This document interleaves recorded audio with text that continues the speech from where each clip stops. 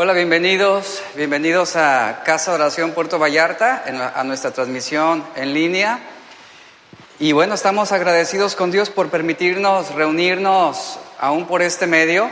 Es una manera de poder seguir aprendiendo, de continuar congregándonos.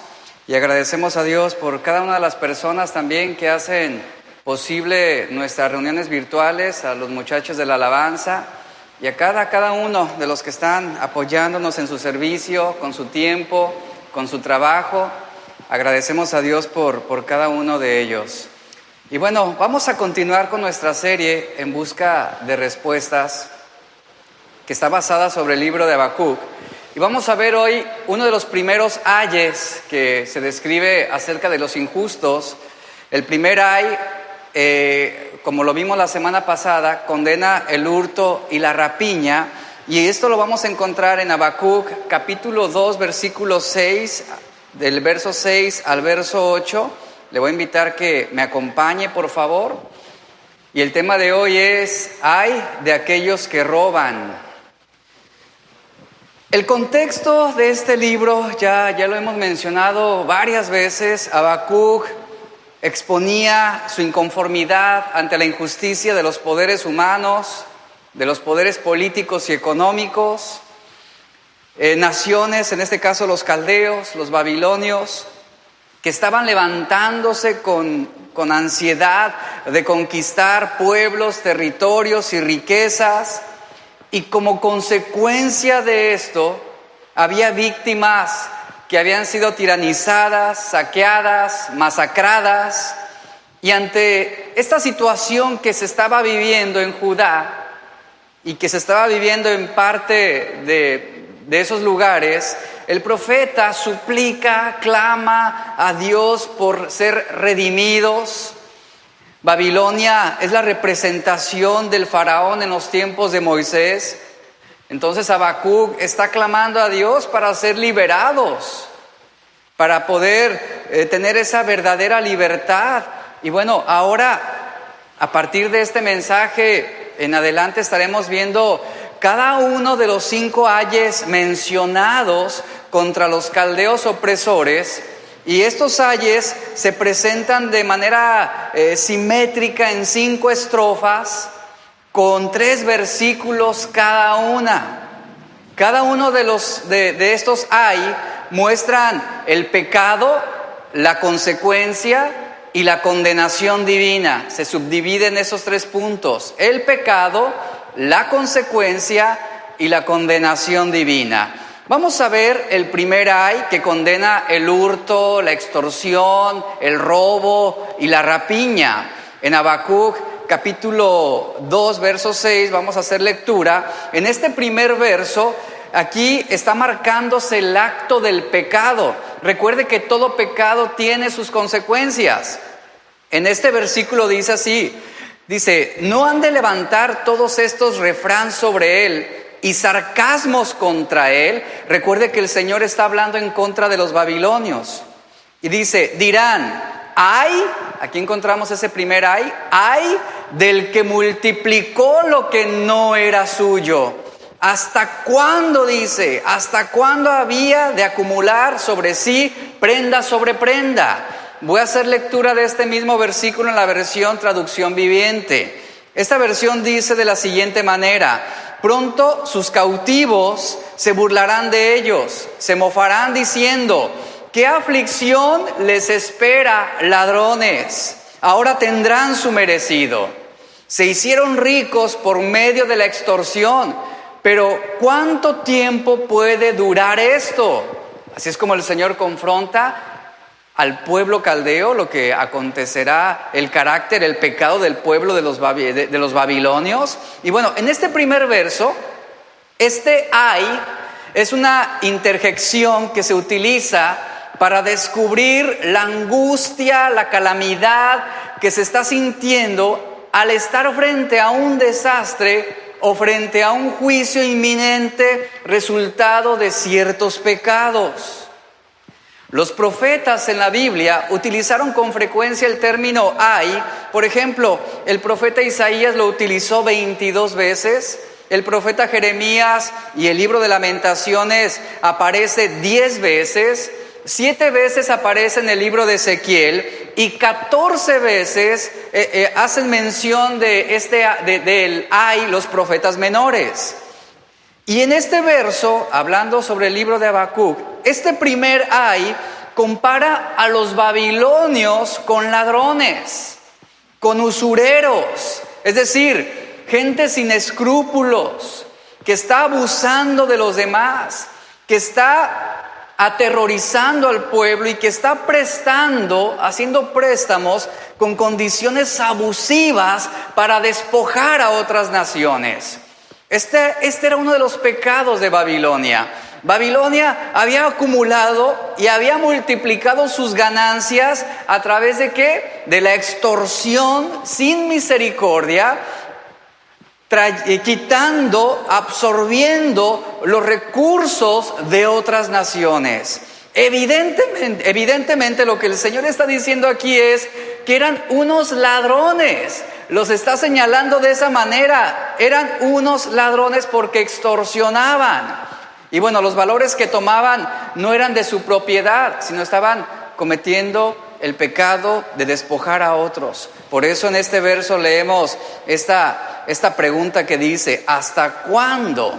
¿Hasta cuándo había de acumular sobre sí prenda tras prenda?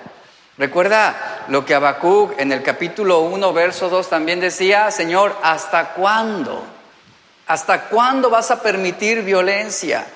¿Hasta cuándo se va a permitir a esos agresores malvados obtener ganancias deshonestas?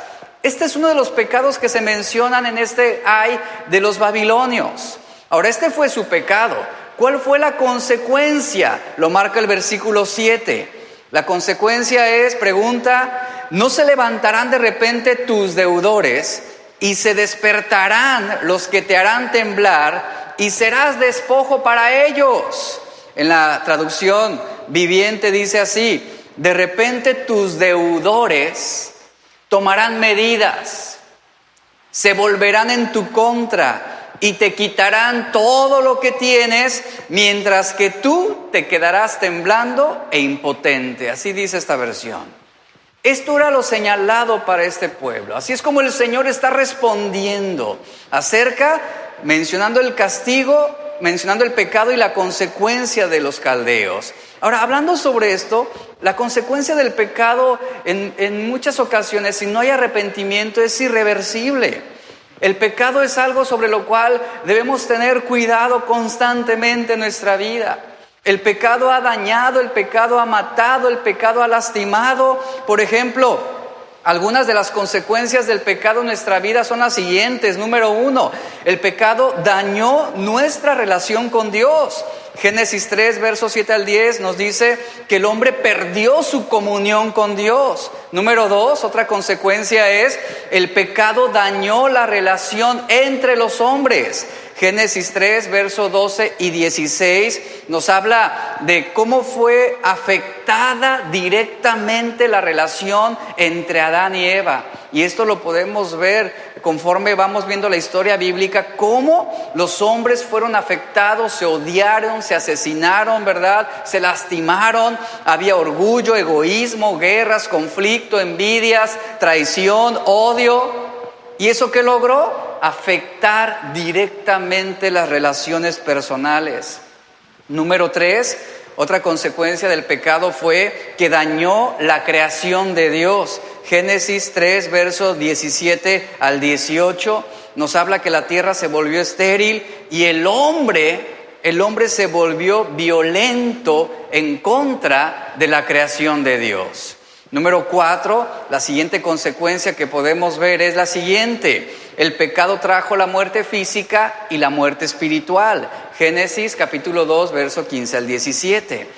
Adán, al pecar, no murió inmediatamente, pero la muerte se introdujo a todos los hombres, dice Pablo, por cuanto todos pecaron. Ahora la pregunta del versículo 6 que dice, ¿hasta cuándo había de acumular sobre sí prenda tras prenda? Fue respondida con otras dos preguntas aquí en el versículo 7, que son las siguientes. ¿No se levantarán de repente tus deudores? ¿No se van a levantar de repente tus deudores? Es decir, el Señor está diciendo, tus deudores se van a levantar en contra tuya para tomar medidas. Las naciones que habían sido víctimas se van a rebelar de manera repentina. Ahora los deudores lanzarían su contraataque de manera sorpresiva y no solamente obtendrían una tajada o participación de los bienes robados, sino que también se vengarían de los caldeos, se vengarían de sus agresores. Y luego viene la siguiente pregunta. En el versículo 7, que es la siguiente, dice, no se despertarán los que te harán temblar. La reacción que tendrían estos pueblos despojados no sería una reacción pasiva, es lo que dice esta respuesta por esta pregunta, sino sería una respuesta con la fuerza de un huracán. El usurero, el ladrón malvado sería sacudido, así como un viento violento sacude a los árboles, sacude las ramas, desgaja raíces. Babilonia, está diciendo el Señor, se convertiría en despojo para ellos. Vendría a ser la víctima de cada una de las naciones que habían explotado. En este contexto, hablando sobre Judá. Es decir, que Judá triunfaría sobre los caldeos en el tiempo específico de Dios. El victimario se convertiría en víctima. Babilonia sería atacada, sería despojada. Y llegaría ese tiempo establecido por Dios, profetizado por Dios, en el cual los caldeos sufrirían, serían atacados, serían arruinados, serían extorsionados. Esa es la consecuencia del pecado que está marcando aquí este primer ay. Y después nos viene la condenación. En el versículo 8 leemos Habacuc 2:8, cómo nos marca también esta condenación. Consecuencia, repito, del pecado cometido.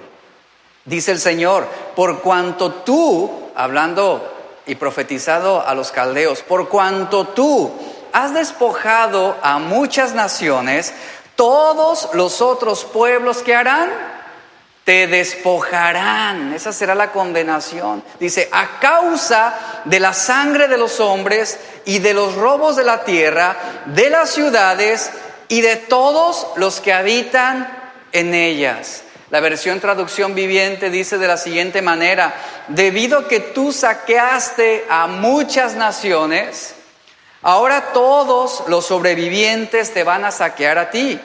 Cometiste asesinatos por toda la tierra y llenaste los pueblos de violencia.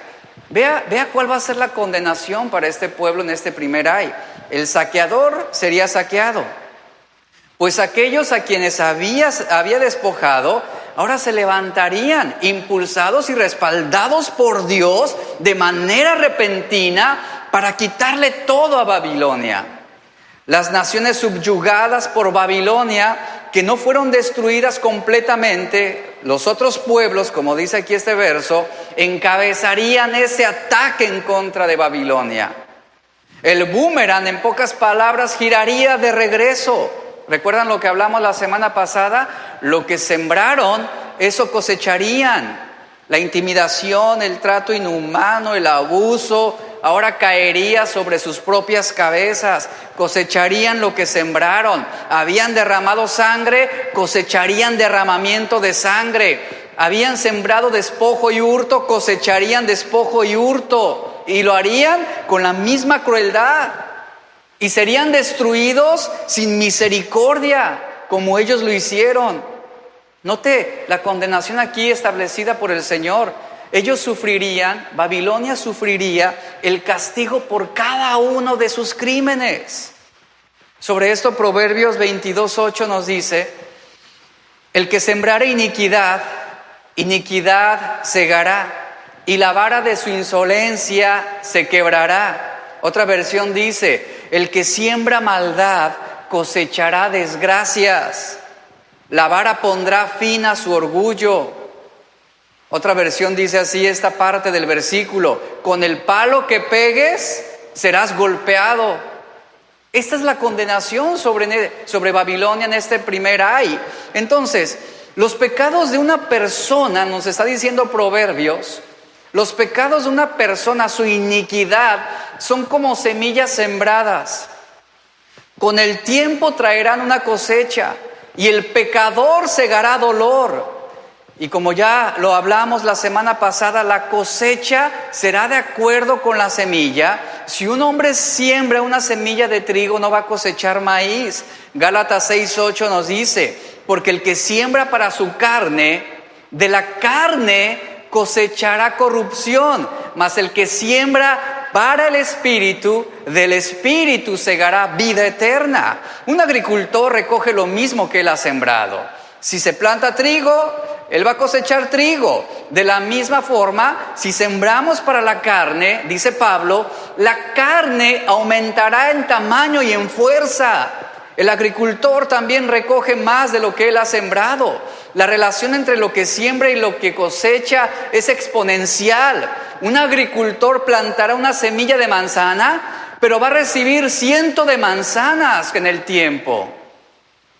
En Gálatas, el Señor nos alienta diciendo en el versículo 9 y 10, Pablo escribe esas palabras, Gálatas 6, 9 al 10, dice, no nos cansemos pues de hacer el bien. Si hacemos el bien, ¿qué vamos a cosechar? ¿Qué vamos a cosechar?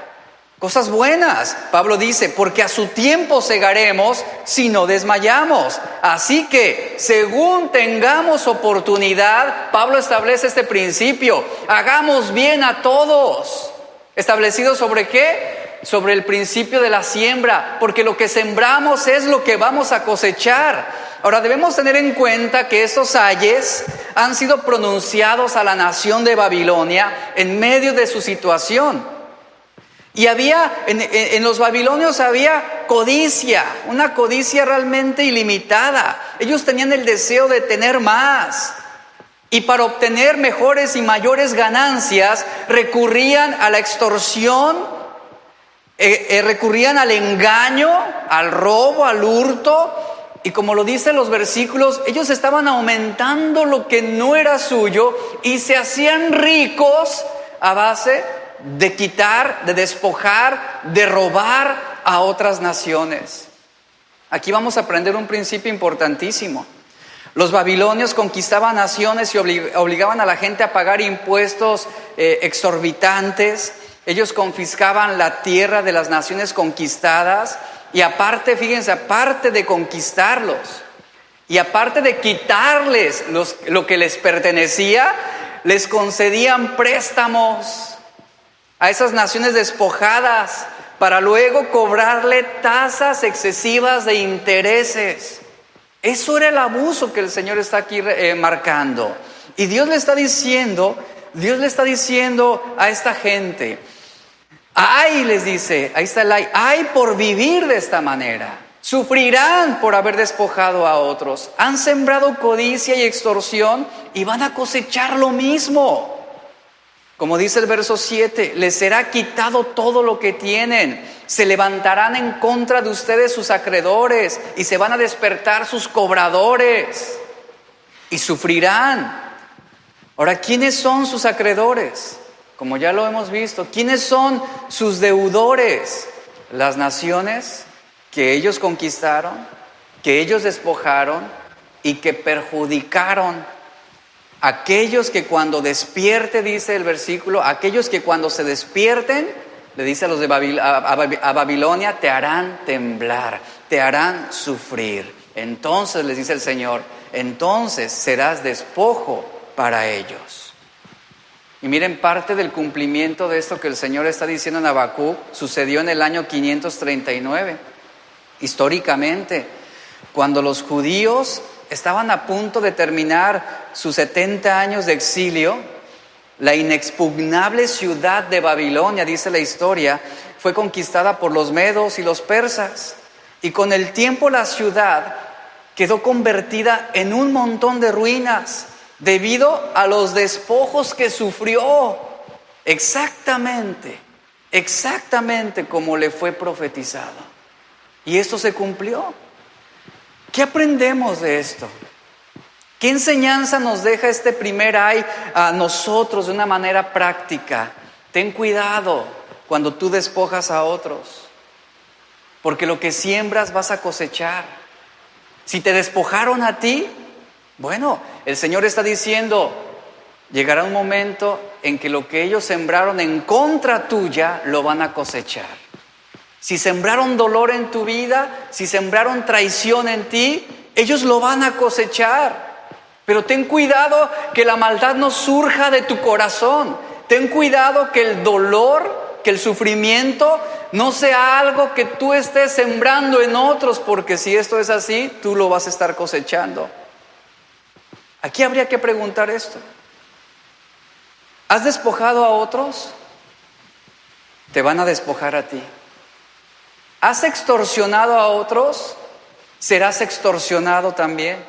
Vas a cosechar todo lo que sembraste. Y hay muchas maneras, mire, aquí es donde yo voy a hacer un desglose importante. Hay muchas maneras en cómo podemos despojar a otros.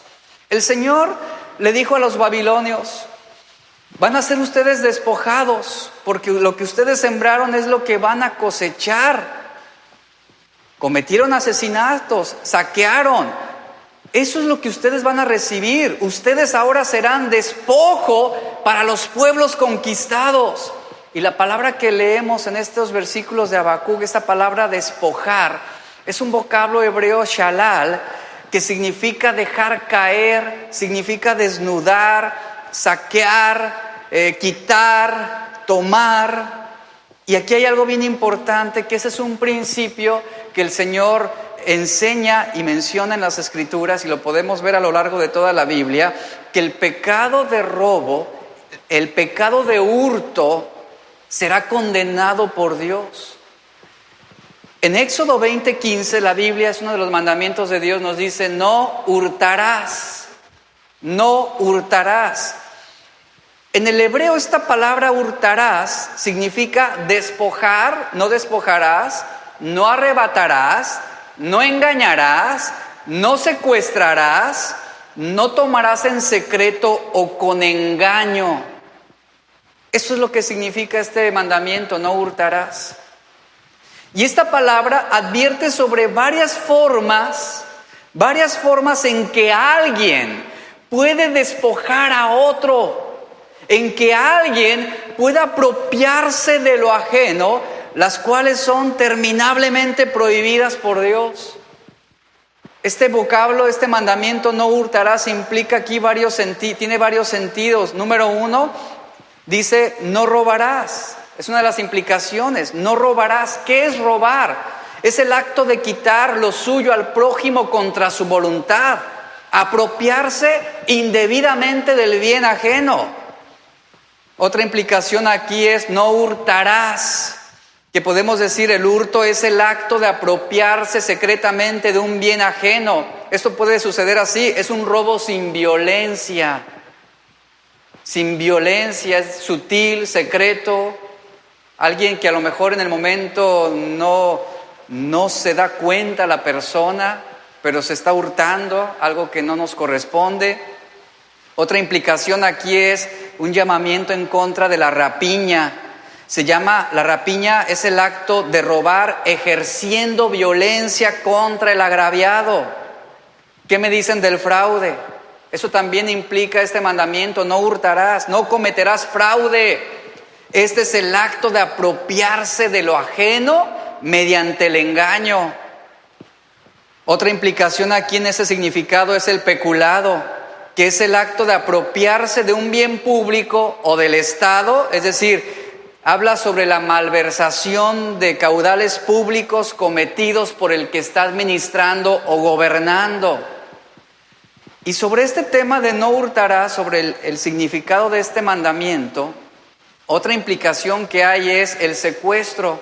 ¿Qué es el secuestro? Es el acto de apoderarse de una persona para pedir rescate por ella. Todo esto que acabo de mencionar, el robo, el hurto, la rapiña, el fraude, el peculado, el secuestro, son las implicaciones de lo que nos menciona el mandamiento en Éxodo 20:15, no hurtarás. Si tú estás robando a otros, ellos te robarán, dice el Señor. Si tú estás hurtando, ellos van a hurtar. Esa va a ser la condenación en contra de la vida de aquel que está cometiendo ese robo o ese hurto. Si tú estás cometiendo fraude a otros, ellos se van a levantar a cometerte fraude. Esa va a ser tu condenación, está diciendo el Señor. Ahora, Dios, dice la Biblia, Él condena no solamente el acto de despojar a otros, sino también hasta la intención, el deseo de hurtar o de despojar a alguien. Dios condena no solamente hurtar, sino también el deseo, la intención de querer cometer esta atrocidad. Mateo 15, verso 19 al 20 nos dice: porque del corazón salen los malos pensamientos, los homicidios, los adulterios, las fornicaciones, y luego dice, los hurtos. Los hurtos. Dice, estas cosas son las que contaminan al hombre. Y mire, déjeme hacerle una mención muy interesante acerca de lo que implica el despojar a otros.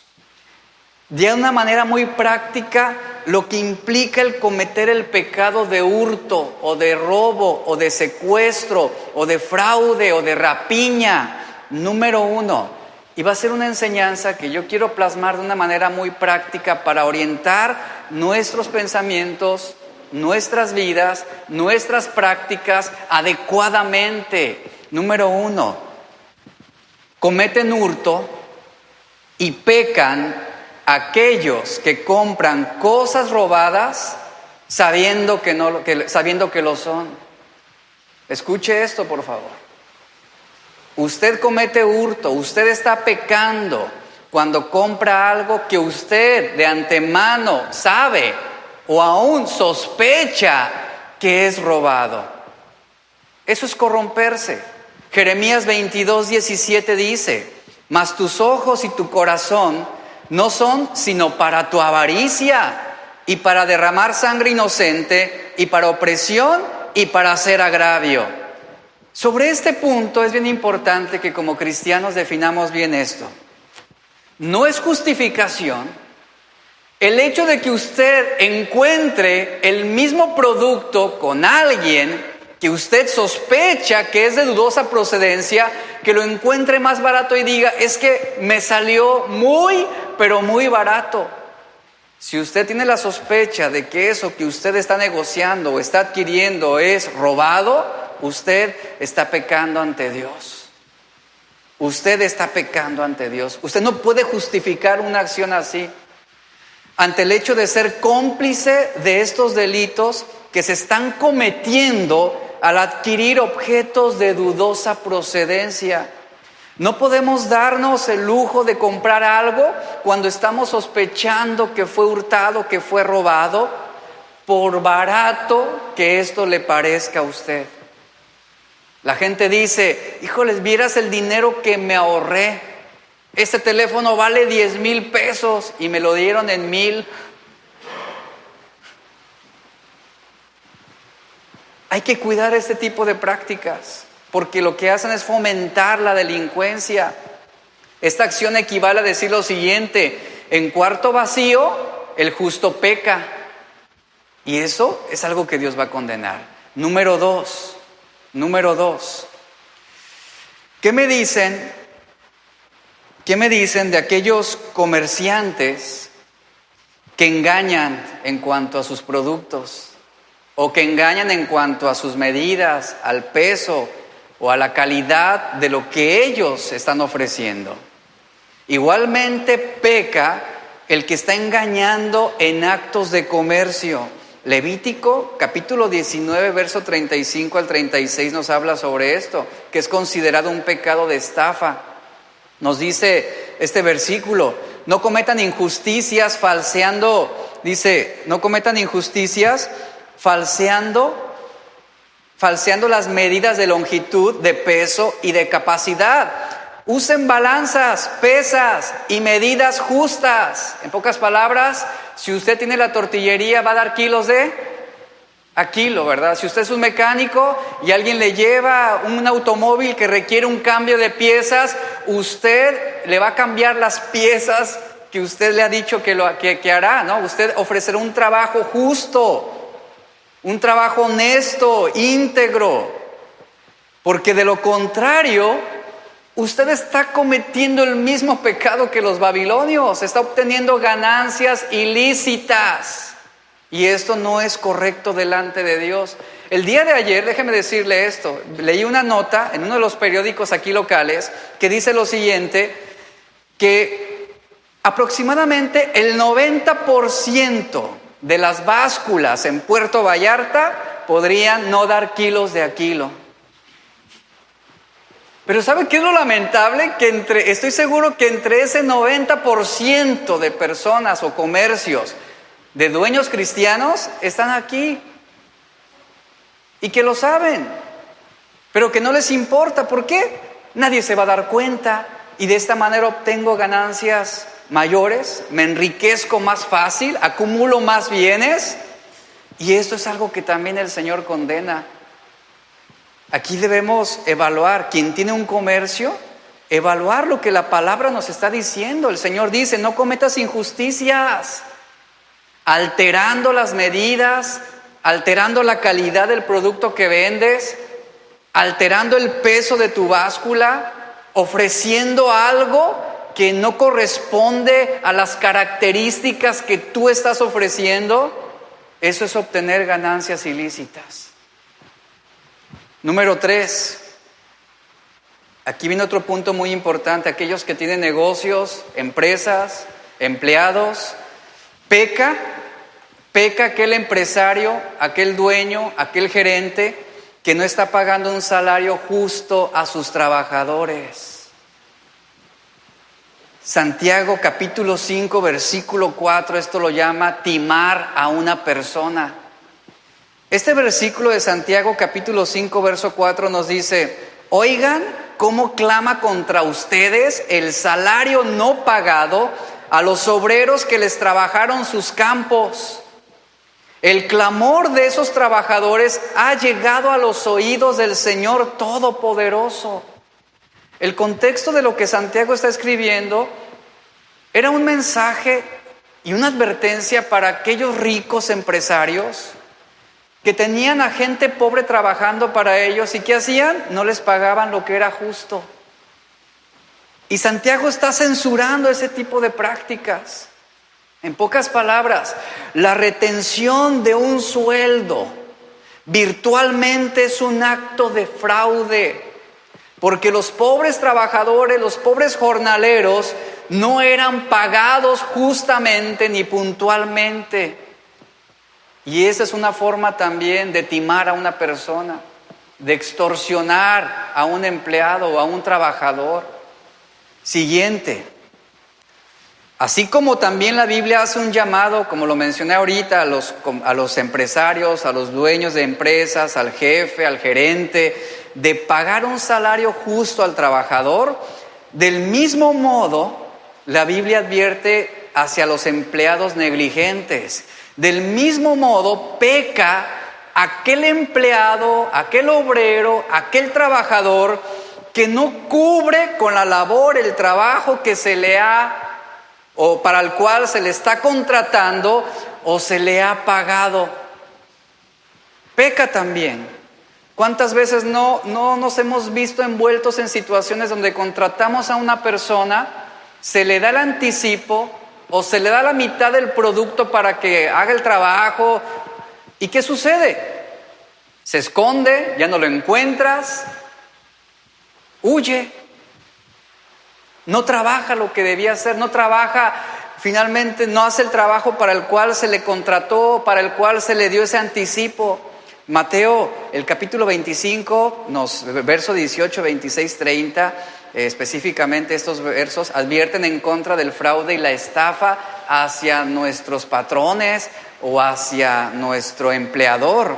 Este capítulo de Mateo 25 relata la parábola de aquel trabajador negligente, al cual se le entregó una cantidad de dinero para invertir, pero dice la Biblia que este obrero negligente lo que hizo fue cavó un hoyo en la tierra y escondió el dinero de su señor, no lo trabajó, no lo invirtió. Cuando este señor viene y le pide cuentas a este obrero, este hombre se justificó. Y él dice, no pude trabajar porque tuve miedo y opté mejor por esconder el dinero bajo tierra, de modo que cuando tú vinieras yo te entregara justamente lo que me entregaste.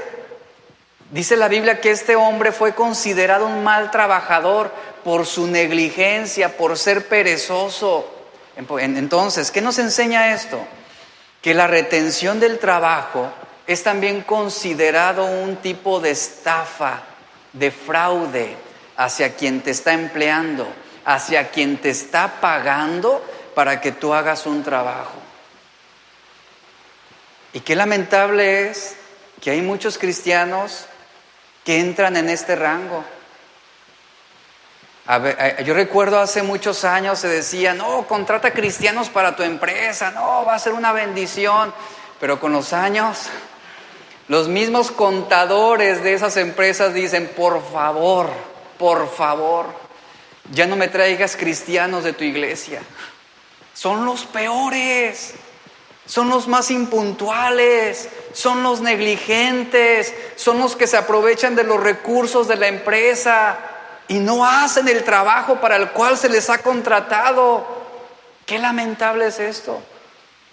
Y esa es otra manera en cómo despojamos, en este caso, aquel que está poniendo la confianza en nosotros para realizar una tarea, una labor o un trabajo, estamos despojándolos también.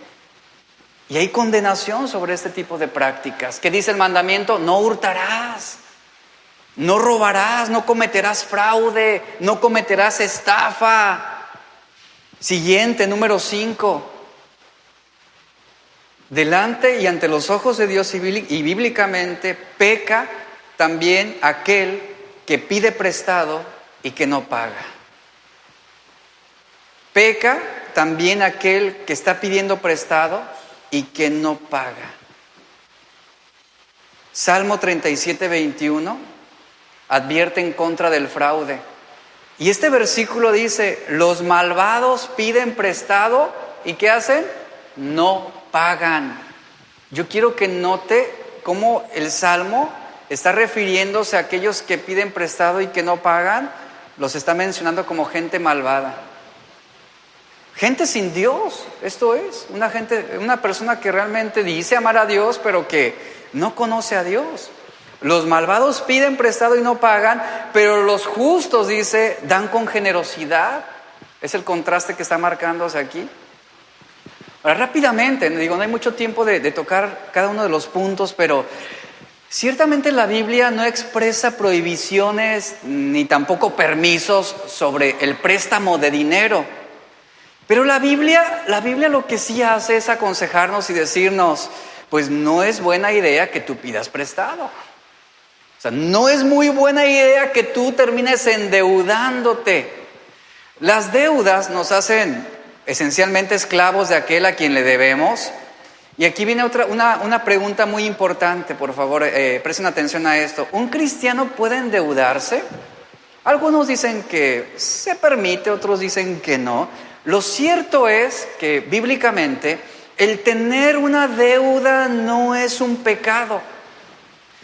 Es pecado, esa deuda se convierte en pecado cuando se está adquiriendo un préstamo que va más allá de nuestra capacidad para poder cubrirlo. Cuando se adquiere un préstamo que supera el límite de nuestra capacidad para reintegrar lo que hemos pedido prestado. Por esa razón, muchas personas piden prestado para no pagar también. Y oye, préstame 5,000 pesos y les das los 5,000 pesos, pero de antemano ellos saben que no van a responder, que no te van a dar la cara, que van a terminar escondiéndose. Y eso el Señor también lo condena. Son cosas que no pueden tolerarse entre cristianos, ni dentro de la iglesia cristiana. Hay que tener cuidado con esto, porque muchos piden prestado ya con esa mala intención de decir, pues no le voy a pagar, ¿qué? Él tiene mucho dinero, a él le va muy bien, entonces lo que él me pidió, lo que él me prestó realmente no le va a afectar en nada. Y qué triste es ver esa conducta, esa actitud de decir, voy a incumplir con mi compromiso. Y saben, esto no es bíblico, esto es algo que el Señor condena. Y lamentablemente no cumplir con el compromiso adquirido de pagar una deuda según lo acordado con el acreedor, dice la Biblia, esto es cometer fraude. Y una persona así es considerada malvada. No pagar deudas, dice, leí esto, y eso es bien interesante, el no pagar deudas y morir sin cubrirlas es morir en pecado. Esto es fuerte, porque luego ¿quién tiene que sobrellevar todas las deudas? La esposa, ¿no? Si murió el marido, pues la esposa es la que luego tiene que andar ahí saliendo al quite, o los hijos. Y esto no es sano, esto habla de una vida desordenada. Por eso peca aquel que pide prestado y no paga. Y reitero este punto, ¿es pecado adquirir un préstamo? No lo es, y tú puedes cubrirlo. Pero si ganas 1,000 pesos a la semana y pides un préstamo de 100,000 pesos y ya traes deudas atrasadas, obviamente no tendrás la capacidad para poder reintegrar ese dinero que has pedido. Siguiente, número 6. Peca también aquel quien presta dinero, hablando a los prestamistas, peca también aquel que presta dinero con réditos excesivos, es decir, con usura, hablando a los prestamistas. Proverbios 28:8 dice, el que amasa riquezas mediante la usura, las acumula para el que se compadece de los pobres. El contexto de estas palabras de Proverbios es el siguiente. En el antiguo Israel, la ley prohibía cargar intereses en una categoría de préstamos, aquellos hechos a los pobres específicamente. Esta ley tenía muchas implicaciones sociales, financieras y espirituales, pero hay dos en especial que vale la pena mencionar. Primero, esta ley ayudaba genuinamente a los pobres a que su situación no empeorara al prestarles dinero sin intereses. Porque el contexto de una persona pobre era el siguiente, era ya bastante malo el haber caído en la pobreza y pudiera ser humillante el tener que buscar ayuda de alguien para poder solventar ciertos gastos. Pero si adicionalmente al pago del préstamo una persona pobre tenía que ser aplastada por el pago de intereses excesivos, entonces más que hacerle un beneficio, esa persona resultaba más perjudicada por ese préstamo. En segundo término, la ley enseñaba una importante lección espiritual. Para un prestamista, el hecho de no cargar los intereses del préstamo a una persona pobre era un acto considerado de misericordia. Y esto era lo que el Señor hacía el llamamiento. Sean misericordiosos, si quieren ayudar a su prójimo que tiene necesidad, préstenle, pero no carguen intereses, no sean abusivos, tengan misericordia por esa persona en necesidad, porque estaría perdiendo el uso de ese dinero mientras estaba prestado ese prestamista, pero dice, muévanse a misericordia. El Señor les ha dado mucho, bueno, tengan también gratitud a Dios y no cobren a quien tiene necesidad esos excesivos intereses. Este era el llamamiento que había en ese tiempo, así que vemos cómo misericordiosamente Dios había sacado a los israelitas de Egipto cuando ellos no eran nada, sino esclavos, no tenían dinero, y les había dado una tierra para que la poseyeran. De igual manera, el llamamiento que el Señor hacía en los tiempos de Israel era el siguiente, en los tiempos de Levítico, era que ellos practicaran también la bondad. hacia los compatriotas que eran pobres y que estaban pasando por necesidad. Entonces, aquí también el Señor condena y juzga a aquellos que prestan dinero con intereses excesivos o con una práctica usurera. Y lo que siembras, dice el Señor, lo que siembras vas a cosechar. Entonces, vea cómo de una manera muy práctica aprendemos sobre estos principios. Lo que sembramos cosechamos. Debemos tener cuidado de no robar, de no hurtar, de no despojar a otro, porque de lo contrario se van a levantar, dice el Señor, y vamos a recibir el pago justo de nuestras malas acciones. Ahora, yo quiero terminar con esto y es un punto bien importante. Ya hemos hablado sobre la condenación, el juicio que hay de parte de Dios en robar, en hurtar, en despojar, en secuestrar, en cometer fraude hacia nuestros semejantes. Pero pregunta, ¿se puede robar a Dios? ¿Se puede despojar a Dios? ¿Se puede hurtar a Dios? ¿Se puede cometer un fraude a Dios? ¿Qué dicen al respecto?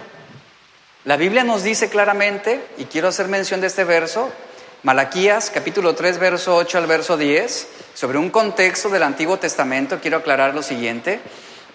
Malaquías 3, 8, 9 y 10 dice así: ¿acaso, lo leo en una versión más actual, acaso roba el hombre a Dios? ¿Acaso el hombre puede robar a Dios? Y viene una afirmación: ustedes me están robando, dice el Señor, me están robando. Y todavía preguntan: ¿en qué te hemos robado?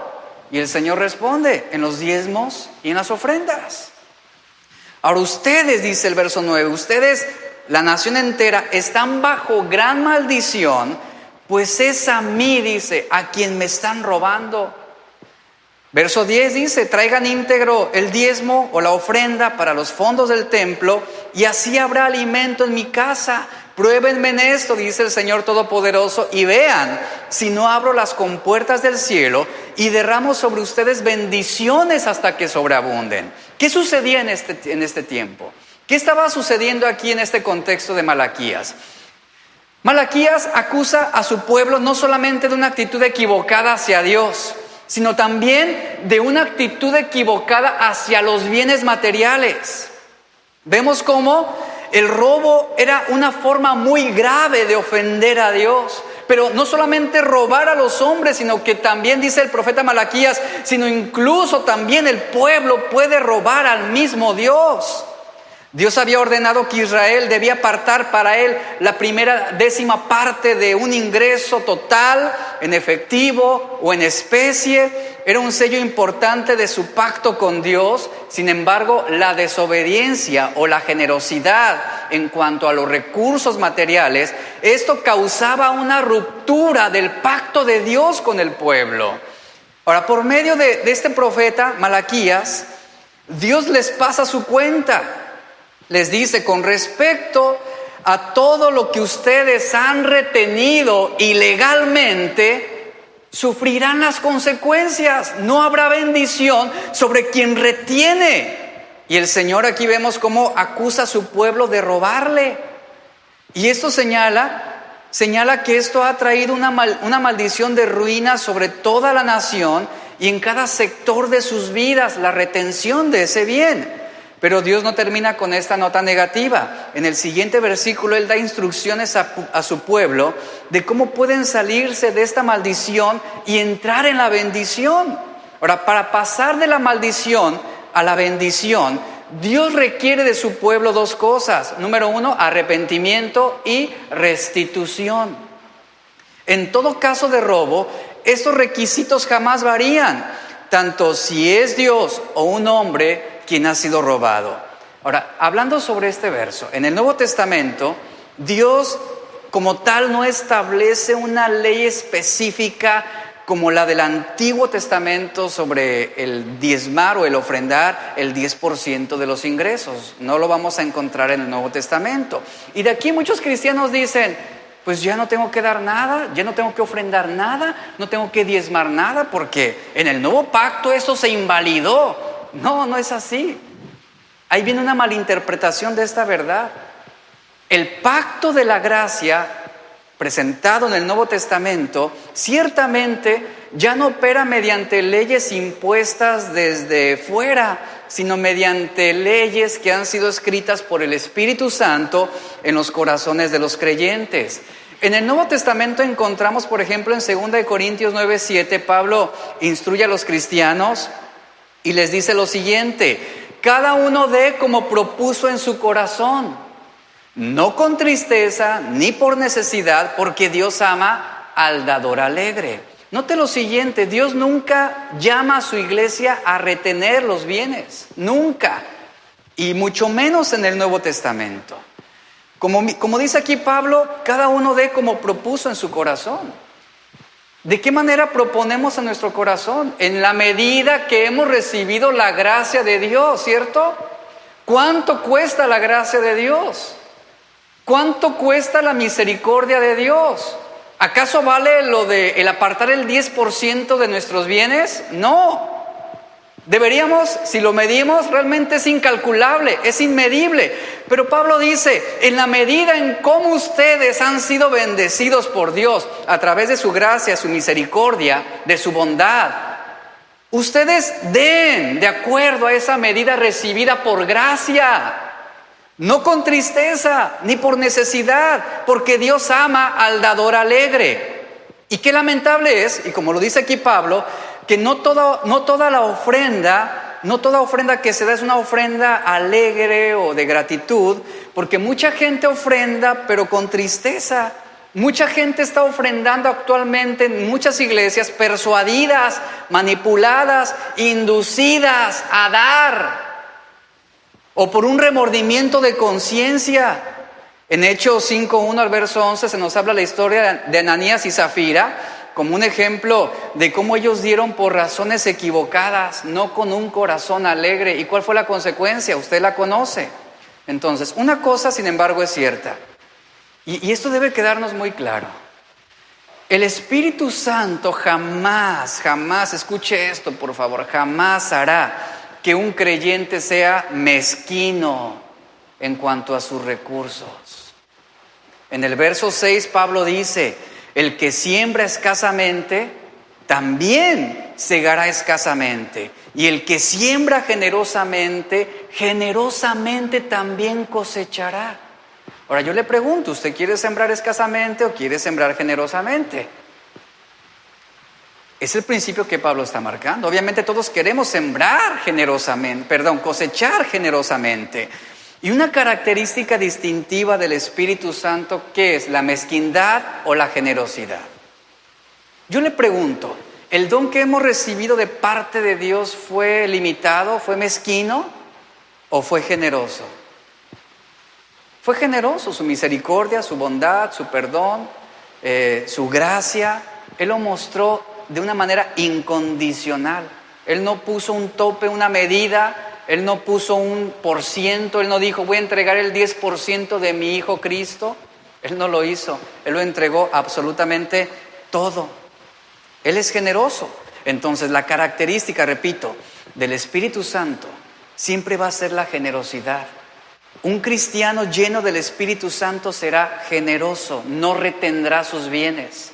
Y no hablo solo del 10%, hablo del 100%. Porque todo es para Dios, todo es de Dios. Dios mismo es el mayor de todos los dadores. Y cuando el Espíritu Santo se mueve en el corazón de su iglesia, ¿qué es lo que va a producir en cada uno? Que sean dadores alegres y generosos. En Hebreos capítulo 8, verso 6, el escritor de Hebreos compara el antiguo y el nuevo pacto. Y el autor recuerda a los cristianos que ellos ya han entrado a un mejor pacto, establecido sobre mejores promesas. Por eso, es inconcebible que las personas que disfrutan, o los cristianos, la iglesia, que está disfrutando de este mejor pacto de gracia, pueda ser menos generosa, o que se limite solamente a un 10%. Eso no lo produce el Espíritu Santo. ¿Por qué? Porque el Espíritu Santo hará que su iglesia sea generosa en todo sentido. Porque ya no estamos bajo un pacto establecido sobre la ley, sobre algo inferior. Si el pueblo de Dios, y dejo esto, Si el pueblo de Dios en el Antiguo Testamento, bajo la ley, le daba a Dios sus diezmos, el 10%, y a veces, y mucho más también, porque aparte aportaban ofrendas. Aquí queda esta pregunta: ¿cómo podrán los cristianos de hoy, que viven bajo la gracia de Dios, justificar el dar menos que lo que la ley establecía? No se puede, porque el Espíritu Santo va a mover generosidad en nuestros corazones. Porque las normas de la gracia son más altas que las normas de la ley. Y de aquí, con este principio, podemos decir, entonces se nos demanda más. Si hay gratitud en nuestro corazón, hablando sobre esos cristianos que dicen, no, es que ya esto está invalidado, lo del diezmo del Antiguo Testamento. Ciertamente por ley sí, pero ahora que estamos bajo la gracia, el Espíritu Santo nos mueve a ser más generosos en ese sentido. Y a lo largo de todos los tiempos se mantiene inalterable este principio básico: la mezquindad hacia Dios provoca su maldición, pero la generosidad libera la bendición de Dios, que es lo que se está estableciendo aquí en Malaquías. ¿De qué manera muchos han robado a Dios? Reteniendo sus bienes, reteniendo lo que el Señor les ha dado. De gracia hemos recibido, de gracia también damos. Este principio lo podemos aplicar en aquella escena donde Pedro va con el Señor Jesús y le dice: ¿hasta cuántas veces debo perdonar a mi hermano? ¿Hasta 7? Él estableció ese principio sobre lo que la ley marcaba. Pero ¿qué le dice el Señor? Ahora estás bajo la gracia. No a 7, sino hasta 70 veces 7. Y eso es lo que mueve el corazón, el Espíritu Santo en nuestras vidas. Entonces, ¿se le puede robar a Dios? ¿Se le puede robar a Dios? Sí, reteniendo nuestros bienes, reteniendo nuestras ofrendas, que es lo que está diciendo aquí. Todo es del Señor. ¿Cuántos saben esto? A veces los cristianos dicen, pues ya le di al Señor su 10% y este 90% es mío. No se ha entendido este principio. No se trata solamente de un 10%, se trata de nuestro 100% para Dios. Que mi trabajo es para Dios, mi negocio es para Dios, mi casa es para Dios. Todo le pertenece a Él. Yo soy simplemente administrador.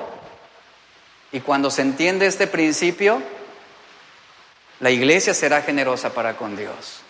¿Y se puede robar a Dios? Sí, se puede robar a Dios, como lo dice aquí Malaquías. Y cuando se roba a Dios, se entra en maldición, porque se está reteniendo lo que le corresponde al Señor. Y aquí el pueblo le preguntaba, ¿en qué te estamos robando, Señor? En que están reteniendo sus bienes, en sus ofrendas, en sus diezmos. Y yo espero que este punto se entienda correctamente. No se trata de que usted venga y dé todo lo que tiene, como algunos grupos cristianos lamentablemente lo practican, donde estafan a la misma iglesia, donde le quitan casas, donde le quitan vehículos, donde los despojan como hicieron los babilonios. No se trata de eso, sino de responder a lo mucho que el Señor nos ha dado. Es la manera como responde la iglesia correctamente. Por eso, ¿se puede robar a Dios? Sí, se puede robar a Dios, reteniendo esa ofrenda, reteniendo ese bien material. Todo es del Señor, todo es del Señor. Y así es como el Señor bendice. ¿Qué hacían los babilonios? Termino. ¿Qué hacían los babilonios? Ellos retenían, ellos despojaban, ellos hurtaban, ellos robaban. Y el Señor dice, pobres de ustedes, porque así como ustedes despojaron, serán despojados. Así como robaron, también les robarán. Iglesia, hay que guardar nuestro corazón. Si tú estás despojando a otros, te van a despojar a ti. Si tú estás hurtando, te van a hurtar. Lo que sembramos, cosechamos. Y que el Señor nos ayude. Este es el primer mensaje sobre este primer ay, que condenaba el deseo de hurtar, que condenaba la intención de robar y despojar a otros. Que el Señor nos ayude, de modo que podamos tener un corazón íntegro delante de Dios todo el tiempo. Vamos a orar. Padre, te damos gracias. Gracias por tu palabra. Gracias, Señor, por tu verdad que hoy nos confronta. Y que hay muchas cosas en este mensaje